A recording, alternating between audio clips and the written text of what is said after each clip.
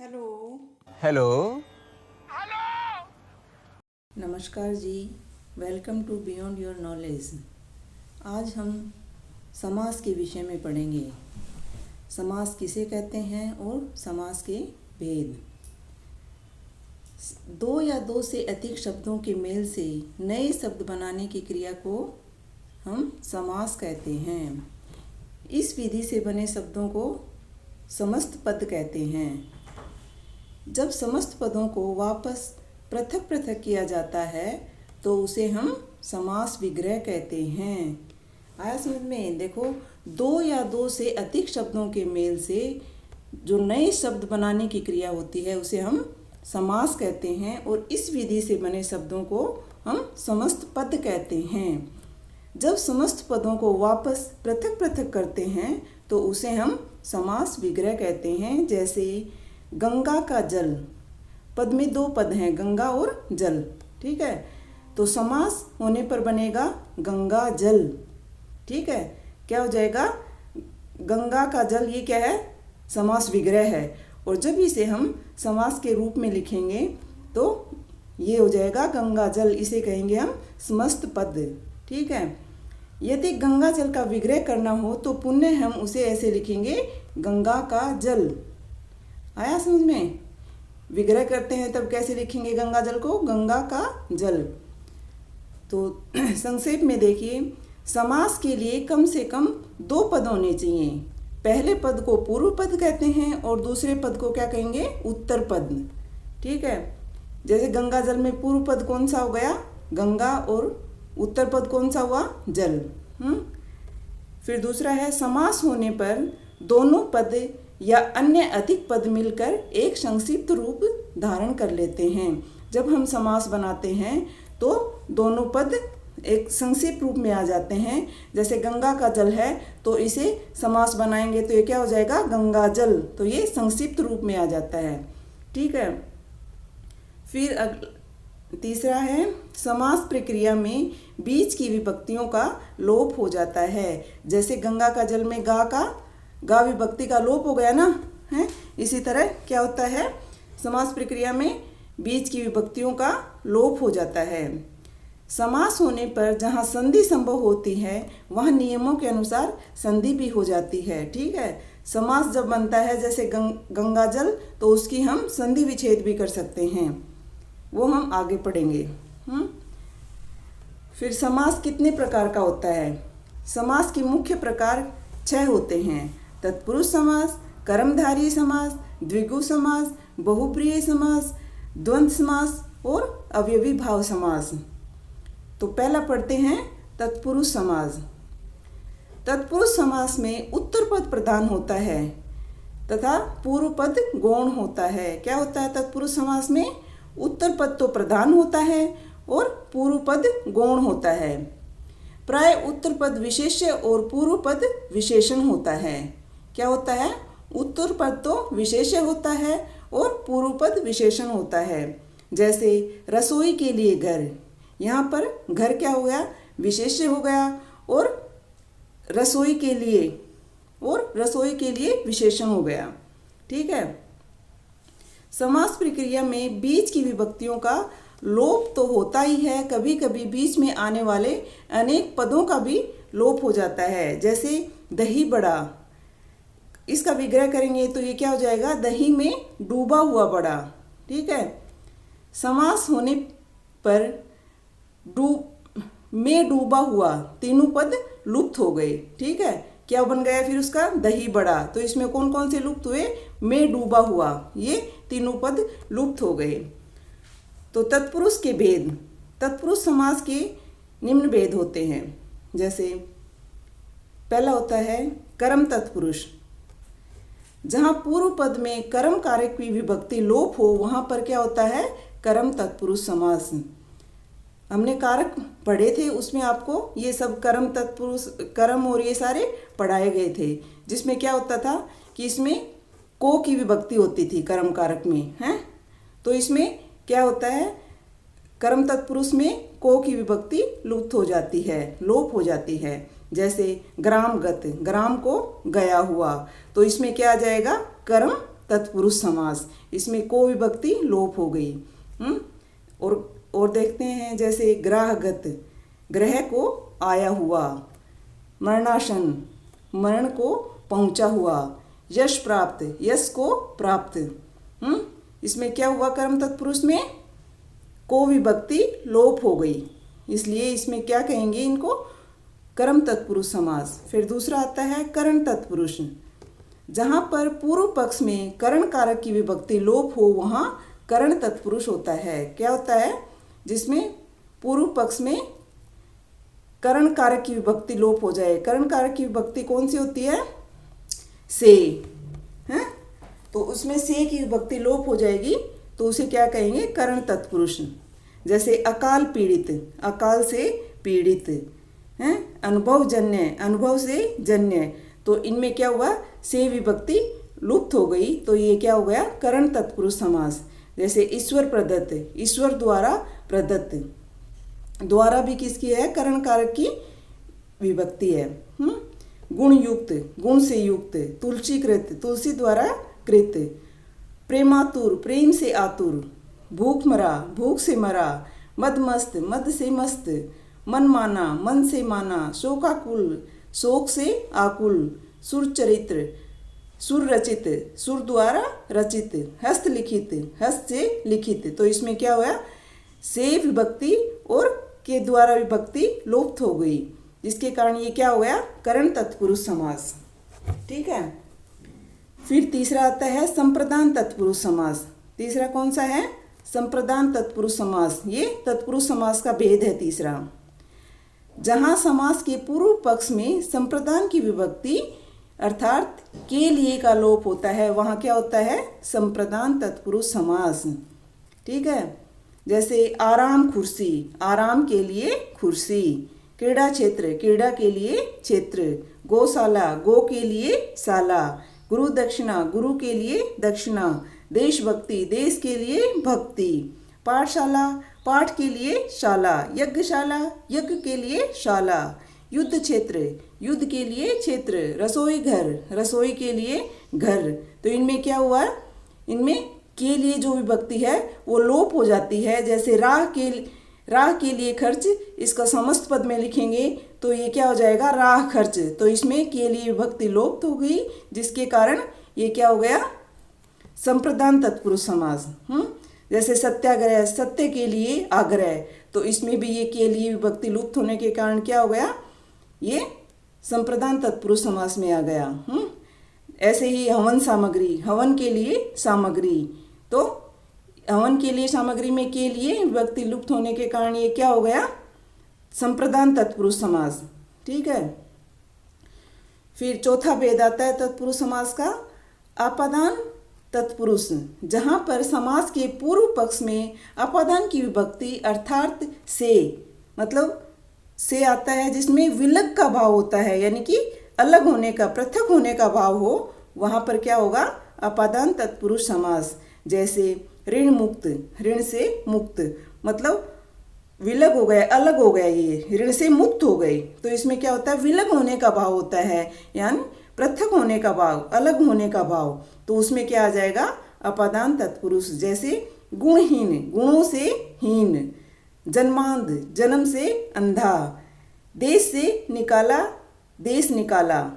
तो इनमें क्या हो गया, से विभक्ति लुप्त हो गई, जिसके कारण इसमें आ जाएगा अपादान तत्पुरुष समास। और उसमें एक बात और ध्यान देना है, इसमें पृथकता का भाव होता है। जैसे धनहीन, धन से हीन, मतलब उसके पास धन नहीं है, मतलब अलग है, धन से पृथक है वो, तो इसमें क्या आ जाएगा, अपादान तत्पुरुष समास। जैसे रोग से मुक्त, रोग से मुक्त का रोग मुक्त, समस्त पद क्या बन जाएगा, रोग मुक्त, इसमें से विभक्ति लुप्त हो गई और वो रोग से मुक्त हो गया, यानी कि उससे अलग हो गया, तो इसमें अपादान तत्पुरुष समास आ जाएगा। ठीक है। फिर चौथा आता है तत्पुरुष समास का भेद। चौथा कौन सा है, संबंध तत्पुरुष। जहाँ समास के पूर्व पक्ष में संबंध तत्पुरुष की विभक्ति अर्थात का, के, की का लोप हो, वहाँ क्या हो जाएगा, संबंध तत्पुरुष समास। जैसे अछूतो द्वार, तो इसका विग्रह करेंगे तो क्या हो जाएगा, अछूतों का द्वार, तो इसमें क्या है, का विभक्ति लगी है, और जिसे इसे समस्त पद में करेंगे तो ये क्या हो जाएगा, अछूतो द्वार। तो इसमें का विभक्ति लुप्त हो गई, जिसके कारण ये क्या इसमें किस में आ जाएगा, संबंध तत्पुरुष समास में। जैसे आज्ञा अनुसार, आज्ञा के अनुसार, तो इसमें कौन सी विभक्ति लुप्त हुई, के विभक्ति, जिसके कारण ये संबंध तत्पुरुष समास में आएगा। जैसे गंगा का तट, गंगा का तट, गंगा तट, तो ये क्या हो गया, का विभक्ति लुप्त होने के कारण ये क्या हो गया, संबंध तत्पुरुष। फिर है घुड़दौड़, घोड़ों की दौड़, ठीक है। जलधारा, जल की धारा, जल प्रवाह, जल का प्रवाह। देश रक्षा, देश की रक्षा। देशवासी, देश का वासी, तो इन सब में क्या है, का, की विभक्ति लुप्त हो गई, जिसके कारण ये क्या हो गए, संबंध तत्पुरुष समास में आ गए। जैसे मृत्यु का दंड, मृत्यु दंड, यानी इसमें भी का विभक्ति लुप्त हो गई। भ्रातृ स्नेह, भ्रातृ का स्नेह, तो इसमें भी क्या हुआ, का की विभक्ति लुप्त होने के कारण ये समस्त संबंध तत्पुरुष में आ गए। इस आया समझ में? आसान है, जिसने कारक आसानी से पढ़े हैं, आराम से पढ़े, उनके समझ में आ जाएगा, ठीक है। ये उनकी विभक्तियों के अनुसार ही ये समास बनते हैं, तत्पुरुष समास। फिर अगला आता है अधिकरण तत्पुरुष। छठा कौन सा आया, अधिकरण तत्पुरुष। ये सब तत्पुरुष समास के भेद हैं। जहाँ अधिकरण कारक की विभक्ति अर्थात में पर का लोप हो, वहाँ क्या होगा, अधिकरण तत्पुरुष समास। जैसे आत्मविश्वास, इसका विग्रह करेंगे तो ये क्या होगा, आत्म पर विश्वास। तो और इसे समस्त विग्रह पद में लिखेंगे तो ये क्या हो जाएगा, आत्मविश्वास। तो इसमें क्या हुआ, पर की विभक्ति लुप्त हो गई, इसके कारण इसमें क्या आ जाएगा, अधिकरण तत्पुरुष समास। जैसे आनंद में मग्न है, तो इसका आनंद मग्न हो गया, इसमें में विभक्ति लुप्त हो गई। से आप बीती है, आप पर बीती, इसमें पर विभक्ति लुप्त हो गई। कला निपुण, कला में निपुण, इसमें में विभक्ति लुप्त हो गई। कार्य कुशल, कार्य में कुशल, इसमें भी में विभक्ति लुप्त हो गई। जैसे और हैं अनेक, जैसे गृह प्रवेश, गृह में प्रवेश, ग्रामवास, ग्राम विवास, घुड़सवार, घोड़े पर सवार, ध्यान मग्न, ध्यान से ध्यान में मग्न, नीति निपुण, नीति में निपुण, पुरुषोत्तम, पुरुषों में उत्तम, युद्धवीर, युद्ध में वीर, व्यवहार कुशल, व्यवहार में कुशल, शरणागत, शरण में आगत। तो इन सब में क्या है, में विभक्ति आई है, जो समस्त पद में लिखेंगे तो में विभक्ति लुप्त हो जाती है, जिसके कारण ये किस में आ जाएंगे, सब अधिकरण तत्पुरुष समास में। ठीक है, आया ना समझ में? तो ये कारक के अनुसार ही सारे बनते हैं। अगर आपको समझ में अच्छी तरह आ रहा हो तो प्लीज़ सब्सक्राइब करना, ठीक है। फिर दूसरा आता है कर्मधारय समास। पहला वेद हमने क्या पढ़ा, तत्पुरुष समास। फिर दूसरा पढ़ा हमने, दूसरा पढ़ेंगे अब कर्मधारय समास।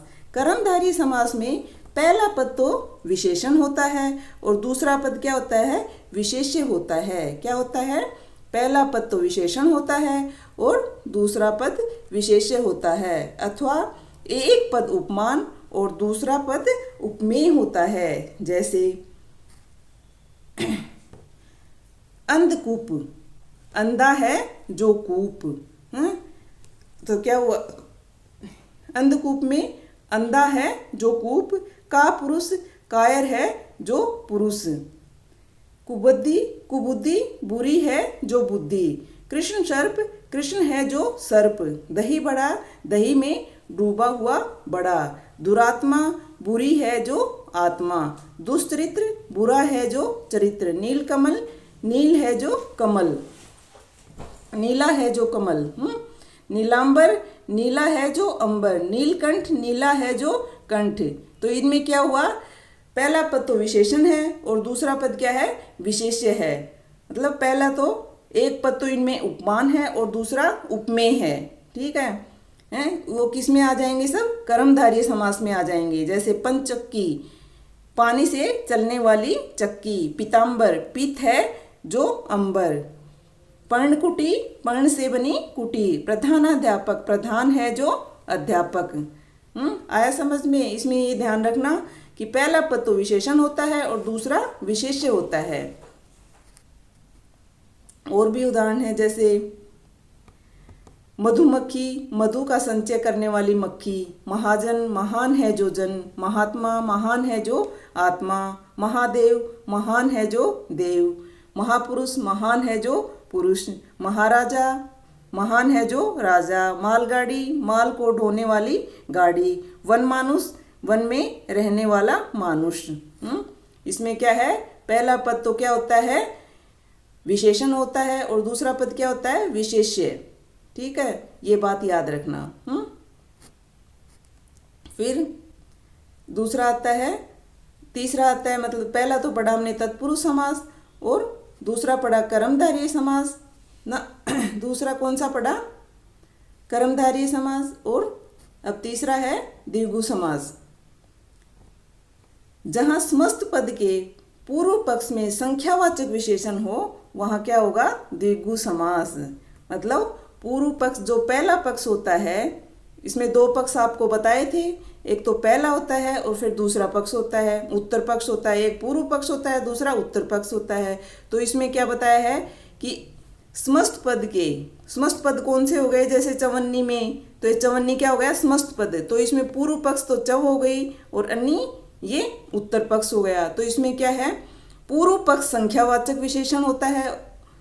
जिसका पूर्व पक्ष संख्यावाचक विशेषण होता है वह द्विगु समास होता है। जैसे चवन्नी, चार आनों का समाहार। इसका विग्रह करेंगे चवन्नी का, चार आनों का समाहार। चार पाई, चार पायों का समाहार। तो इसमें क्या है, पहला पक्ष चार क्या है, संख्यावाचक है। तो ये क्या है, संख्यावाचक विशेषण आता है। द्विगु समास क्या होता है, जिसमें संख्यावाचक विशेषण होता है पूर्व पद, वह द्विगु समास होता है। जैसे चौमासा, चार मासों का समाहार। चौराहा, चार राहों का समाहार। तिरंगा, तीन राहों का समाहार। त्रिफला, तीन फलों का समाहार। त्रिभुवन, तीन भुवनों का समाहार। त्रिलोक, तीन लोकों का समाहार। द्विगु, दो गायों, दो गौओं का समाहार। नवग्रह, नवग्रहों का समाहार। नवनिधि, नवनिधियों का समाहार। नवरत्न, नवरत्नों का समाहार। पंचतंत्र, पंचतंत्रों का समाहार। पंचवटी, पंचवटों का समाहार। पंजाब, पांच आबों का समाहार। शताब्दी, शत अब्दों का समाहार। सतसई, 700 का समाहार। तो इन सब में क्या है, पहला जो पूर्व पक्ष है वो क्या है, संख्यावाचक विशेषण है, जिसके कारण ये क्या हो जाएगा, द्विगु समास। ठीक है। फिर चौथा आता है बहुव्रीहि समास। बहुव्रीहि समास में क्या होता है, जहां पहला पद और दूसरा पद मिलकर किसी तीसरे पद की ओर संकेत करते हैं उसे क्या कहते हैं, बहुव्रीहि समास। जैसे एक दंत, अर्थात एक दंत वाला है जो, मतलब गणेश हैं। तो ये तीसरे पद की ओर संकेत हो गया ना। इसमें न तो पहला पद और न ही दूसरा पद, ये दोनों मिलकर ही किसी तीसरे पद की ओर संकेत करते हैं, जिसके कारण उसे क्या कहेंगे, बहुव्रीहि समास। तो इसमें क्या है, एक और दंत में से कोई पद प्रधान या गौण नहीं है, बल्कि ये दोनों पद मिलकर तीसरे पद गणेश जी के लिए प्रयुक्त हो रहे हैं। अतः ये क्या हो गया, बहुव्रीहि समास में पहला या दूसरा कोई भी पद प्रधान नहीं है, मतलब इसमें कोई तीसरा संकेत छुपा होता है। ठीक है। जैसे कन फटा, कान है फटा जिसका, तो तीसरा इसका संकेत क्या हुआ, कान है फटा, उसको क्या कहते हैं, फकीर। वो साधु बाबा और वो होते हैं ना, कान फटा, कान छिदाया हुआ होता है ना, कहेंगे कान फटा जिसका, मतलब फकीर। कमल नैन, कमल जैसे नैनों वाला, ये संकेत किसकी है, राम की तरफ है, कमल जैसे नैनों वाला। गजानन, गज जैसे आनन वाला, यानी गणेश। गोपाल, गो का पालन करने वाला कौन थे, कृष्ण भगवान। ऐसे ही जैसे गिरिधर, गिरी को धारण करने वाले कौन थे, कृष्ण जी। तो ये संकेत कृष्ण जी की तरफ है, इसलिए ये किस में आ जाएगा, बहुव्रीहि समास के अंदर। मतलब इसमें किसी तीसरे पद की ओर संकेत होता है। न तो इसमें पहला पद प्रधान होता है और न ही दूसरा पद, बल्कि इसके तीसरे पद की ओर संकेत होता है। वहीं क्या होता है, बहुब्रीहि समास है।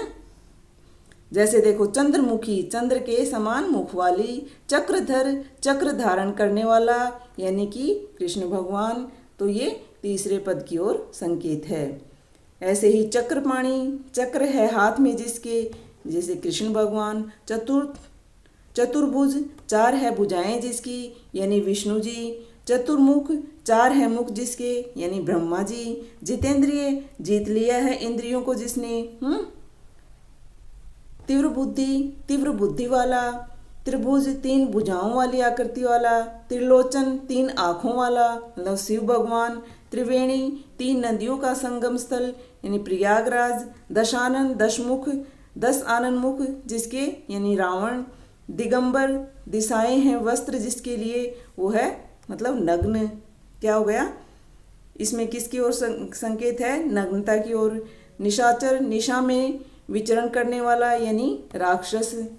नीलकंठ, नीला कंठ है जिसका, यानी शिव भगवान। पतझड़, झड़ जाते हैं पत्ते जिसके ऋतु में, उसे क्या कहेंगे, पतझड़।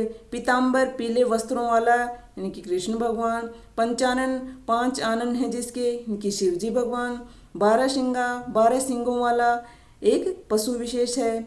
मक्खी चूस, मक्खी को भी चूसता हो, यानी कंजूस की तरफ इशारा है। महात्मा, महान आत्मा है जिसकी। मुरलीधर, मुरली धारण करने वाले कृष्ण भगवान। मृगनयनी, जैसे मृग जैसे नयनों वाली। लंबोदर, लंबा उदर है जिसका, यानी गणेश भगवान। षडानन, यानी कि 6 आननों वाला, कार्तिकेय जी भगवान। आया समझ में। तो ये क्या है, इनमें दोनों पद ही कोई प्रधान नहीं होते हैं, बल्कि कोई तीसरे पद की ओर संकेत होता है, उसे हम बहुब्रीहि समास कहते हैं। बहुब्रीहि समास और कर्मधारय समास में अंतर। कर्मधारय समास में दूसरा पद विशेष्य होता है, ठीक है, तथा पहला पद विशेष्य के विशेषण का कार्य करता है। उदाहरणतः महावीर, महान है जो वीर। यहाँ पर वीर तो विशेष्य का विशेषण है और महान, यहाँ वीर का विशेषण है महान। और बहुब्रीहि समास में दोनों पद मिलकर किसी तीसरे पद की ओर संकेत करते हैं, जैसे महान वीर अर्थात हनुमान। तो इसमें क्या हो गया, बहुब्रीहि समास में तो महावीर का अर्थ क्या हो गया, हनुमान, मतलब भगवान जी हैं। और अगर उसको हम कर्मधारय समास में रखेंगे तो ये क्या हो गया, जहाँ वीर तो हो गया विशेष्य और महान हो गया विशेषण। तो ये महान है जो वीर, ठीक है। कर्मधारय में तो ऐसे बोलेंगे महान है जो वीर, मतलब उसमें दूसरा पद तो विशेष्य होता है और पहला पद विशेष्य के विशेषण का कार्य करता है, ठीक है, उसे हम कर्मधारय समास कहेंगे। और बहुब्रीहि समास में हम किसी तीसरे पद की ओर संकेत होता है उसमें, जैसे महान वीर है जो अर्थात हनुमान। कुछ उदाहरण और देखते हैं, जैसे कमल नयन, कमल है जैसे नयन, कमल जैसे नयन, तो ये क्या हो गए, कर्मधारय समास। और अगर उसको बहुब्रीहि समास में रखेंगे तो कमल जैसे नयनों वाला अर्थात कृष्ण भगवान। आया समझ में, मतलब इसका तीसरा संकेत हो गया, यानी ये कृष्ण भगवान की ओर संकेत है, कमल जैसे नयनों वाले। जैसे महात्मा, महान जो आत्मा, तो ये सिंपल है, ये क्या हो गया, कर्मधारय समास। और महान आत्मा है जिसकी, तो ये किसी तीसरे की ओर संकेत हो गया, किसी महात्मा की तरफ। तो ये क्या हो गया, इसमें क्या हो जाएगा, बहुब्रीहि समास। आज से यही है कि विग्रह के अंतर में कर्मधारय और बहुब्रीहि में अंतर हो जाता है। जब उसका विग्रह करते हैं किसी समस्त पद का, तो उसमें कर्मधारय और बहुब्रीहि में अंतर आ जाता है, ठीक है। फिर आगे पढ़ते हैं द्वंद्व समास। 5वां कौन सा है, द्वंद्व समास। जिस पद में दोनों पद समान हो वहाँ क्या होता है, द्वंद्व समास। क्या होता है द्वंद्व समास में, जिस समस्त पद में दोनों पद समान हो वहाँ पर द्वंद्व समास होता है। इसमें दोनों पदों को मिलाते समय मध्य योजक लुप्त हो जाता है। जैसे भाई और बहन का समस्त पद होगा भाई बहन। तो यहाँ दोनों पद समान हैं। समास करते समय मध्य स्थित और का लोप हो जाता है, जैसे अन्न जल, अन्न और जल। तो इसमें विग्रह किया तो और अन्न और जल हो गया।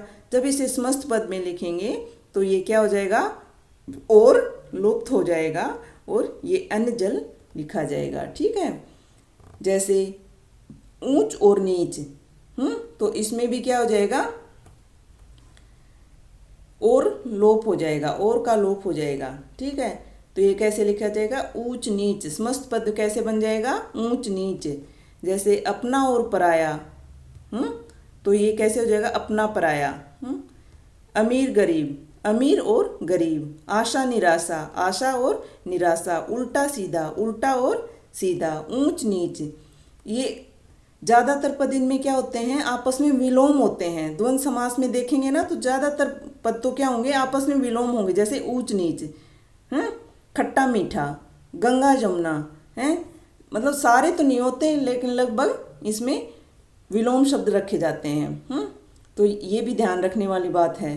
ठीक है, जैसे गंगा जमुना, गंगा और जमुना। घी शक्कर, घी और शक्कर। जन्म मरण, जन्म और मरण। आया समझ में। तो क्या हो गया, जिस समस्त पद में दोनों पद समान हो वहाँ क्या आ जाएगा, द्वंद्व समास। ठीक है, और विभक्ति लोप हो जाती है। ठीक है, तो उसे क्या कहेंगे, द्वंद्व समास। जैसे दाल रोटी, दाल और रोटी। देश विदेश, देश और विदेश। नर नारी, नर और नारी। पाप पुण्य, पाप और पुण्य। भला और बुरा। भाई बहन, भाई और बहन। भूख प्यास, भूख और प्यास। माता पिता, माता और पिता। यश अपयश, यश और अपयश। रात दिन, रात और दिन। राम लक्ष्मण, राम और लक्ष्मण। रुपया पैसा, रुपया और पैसा। सुख दुख, सुख और दुख। स्त्री पुरुष, स्त्री और पुरुष। हानि लाभ, हानि और लाभ। आया समझ में। क्या हो जाएगा, इसमें दोनों पद इसमें समान होते हैं। ठीक है, उसे हम क्या कहेंगे, द्वंद्व समास। और इसमें समस्त पद बनाते समय इसमें और विभक्ति की लोप हो जाता है। फिर ये बन जाते हैं द्वंद्व समास। फिर छठा आता है अव्ययी भाव समास। जिस समास में पहला पद अव्यय हो उसे हम अव्ययी भाव समास कहेंगे। इसका पहला पद प्रधान होता है। इस प्रक्रिया में बना समस्त पद भी अवयव की भांति कार्य करता है। जैसे प्रतिदिन, प्रतिदिन, यहाँ प्रति अव्यय है। प्रतिदिन समस्त पद भी अवयव की भांति ही कार्य करता है। जैसे आजन्म, जन्म से लेकर आजीवन यानी जीवन पर्यंत। आमरण, मरण तक। आसमुद्र, समुद्र तक। गली, गली गली, प्रत्येक गली। गांव गांव, इसमें मतलब दो शब्द भी एक जैसे दिखा, मतलब जैसे गली गली, इसमें एक शब्द दो बार देते हैं और उसमें बीच में योजक चिन्ह लगा देते हैं, तो वो भी किस में आ जाएंगे, अवयवी भाव समास में। ठीक है, और उसमें क्या थे, द्वंद्व समास में क्या होते थे, मतलब अलग अलग होते थे ये दोनों शब्द। पूर्व पद और उत्तर पद दोनों अलग होते थे और इनमें मतलब सेम हो जाते हैं। जैसे गली गली, गांव गांव, तो ये क्या हो जाएंगे, ये अवयवी भाव समास में आ जाएंगे। जैसे घर घर, प्रत्येक घर। प्रतिवर्ष, प्रत्येक वर्ष। भर पेट, भर पेट, पेट भर के। यथा नियम, नियम के अनुसार। यथामति, मति के अनुसार। यथा विधि, विधि के अनुसार। यथाशक्ति, शक्ति के अनुसार। ठीक है, तो इसमें क्या है, पहला पद अवयव मिलता है। इसमें अवयवी भाव समास में क्या होता है, पहला पद अवयव होता है। जैसे प्रति और यथा, ये सब क्या होते हैं, अवयव होते हैं। और कई बार इनमें जैसे आ जन्म, मतलब पहले क्या लग जाता है, इनमें उपसर्ग भी लग जाता है कईयों में। आ जन्म है, इसमें आ लग गया, तो ये सब अवयव होते हैं। ठीक है, इसलिए इसे क्या कहेंगे, अवयवी भाव समास। जैसे प्रतिवर्ष, प्रत्येक वर्ष, तो ये प्रति इसमें क्या हो गया, अवयव हो गया, इसलिए ये सभी किस में आएंगे, अवयवी भाव समास में। ठीक है, आया समझ में। तो आज की वीडियो यहीं समाप्त हुई।